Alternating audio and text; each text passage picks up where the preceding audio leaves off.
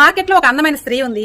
ఆమె 100 మంది స్త్రీలతో సమానం అని చెప్పి అందరూ అనుకుంటుంటే విని ఆ దేశానికి సంబంధించినటువంటి సుల్తాను ఆమెను పిలిపించి ఆమె విశేషం ఏంటో, అసలు ఆమె స్టోరీ ఏంటో తెలుసుకుందామని పిలిపిస్తారు. అప్పుడు ఆ స్త్రీని సుల్తాన్ ఇలా అడుగుతారు, నీవు 100 మంది స్త్రీలతో సమానమా, ఏంటి నీ ప్రత్యేకత అని అడిగితే అప్పుడు ఆమె ఇలా సమాధానం చెప్తుంది, నాకున్నటువంటి అందం, నాకున్నటువంటి తెలివితేటలు అందరి స్త్రీల కన్నా భిన్నంగా ఉన్నాయి. భిన్నంగా ఉన్న వాళ్ళకి విలువ ఎక్కువ కదా అని చెప్తుంది. అయితే ఏంటి నీ స్పెషాలిటీ? నేను ఒక 5 ప్రశ్నలు అడుగుతాను, వాటి కరెక్ట్ సమాధానం చెప్తే నిన్ను స్వేచ్ఛాజీవిగా ఇక్కడ నుంచి కోట్ల ఆస్తితోటి పంపిస్తాను. అదే కనుక నువ్వు 5 ప్రశ్నలకి రాంగ్ సమాధానం చెప్తే నిన్ను నిల్చున్న చోటే నిన్ను ఉరితి ఇస్తాను అని చెప్పేసి చెప్తాడు.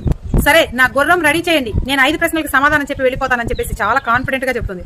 అందులో సుల్తాన్ అడిగినటువంటి మొదటి ప్రశ్న, అత్యంత అందమైన దుస్తువు ఏది, అన్ని కాలాల్లో ఉపయోగపడేటువంటి దుస్తువు ఏది అని మొదటి ప్రశ్న అడుగుతారు. దానికి ఆమె సమాధానం, పేదవాడి చొక్కా, ఒకే ఒక చొక్కా, అది అతను అన్ని కాలాల్లో వేసుకోవడానికి అనువుగా ఉంటుంది అని చెప్తుంది.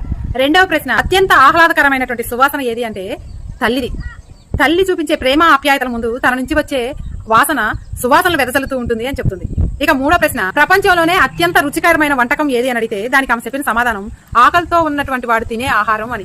నిజంగా ఆకలితో ఉన్నప్పుడు తినే ఆహారం, పాడైపోయిన రొట్టె కూడా చాలా అమృతంలా ఉంటుంది. ఇది ఆమె చెప్పిన సమాధానం. ఇక నాలుగో ప్రశ్న, అత్యంత మృదువైన మంచం. అత్యంత మృదువైన మంచం, దీనికి చెప్పిన సమాధానం ఆమె, మీరు మనశ్శాంతిగా నిద్రించిన నాడు అది మృదువైన మంచంలా కనిపిస్తుంది. మీరు అన్యాయాలు చేసి అక్రమాలు చేస్తూ నిద్రించిన, మనశ్శాంతి లేకుండా నిద్రపోయినాడు అది ముళ్ళ మంచంలాగా కనిపిస్తుంది మీకు అని సమాధానం చెప్తుంది. ఐదో ప్రశ్న, అత్యంత అందమైన దేశం ఏది అని అడిగితే ఏ పాలకులైతే, అంటే ఏ సుల్తాన్ అయితే ప్రజల్ని ఆప్యాయంగా చూసుకుంటాడో, శిక్షించడో, బానిసలుగా చూడడో, కోట్ల కోట్లు స్త్రీలకి పంచి పెడతాడో అదే అందమైన దేశం అని చెప్తారు.